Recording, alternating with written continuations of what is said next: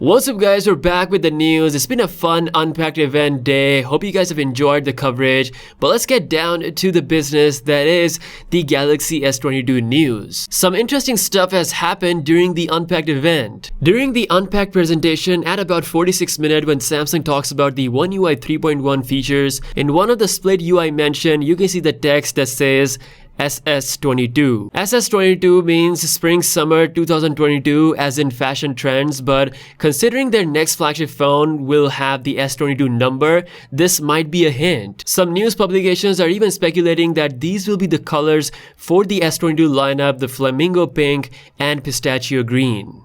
I think the possibility is there, but it's a bit far-fetched.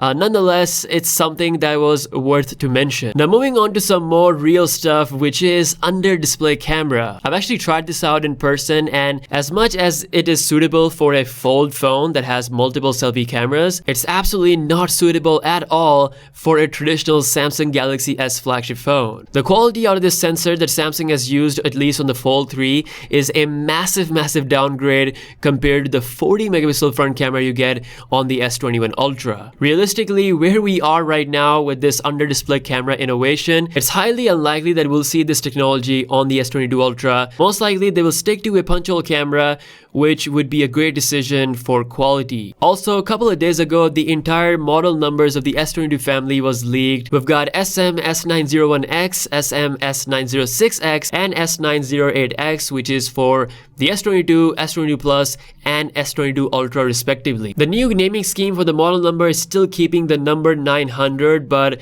it swaps the G letter with an S. Now camera-wise, exciting innovations are expected to happen for the S22 Ultra, like a continuous zoom, plus Samsung's collaboration with Olympus to create some amazing stabilization. But for the future, Samsung can do something really incredible. Enter movable camera system that allows variable aperture like a DSLR. According to a brand new Samsung patent, we have a camera system that has movable lenses. The ultra-wide and telephoto lenses on the sides, you can actually move the cameras in the camera application with just some touches, and that will not only change the field of view but also change the aperture as well. Imagine a situation where you want to take portrait mode photos. You can use a smaller aperture lens like a f1.4 lens that will give you a really good blur, and then switch to other lenses depending on the situation. Again, this whole process looks really complicated, so I expect something like this to happen in like 2 to 3 years. Variable aperture is something that Samsung has tried out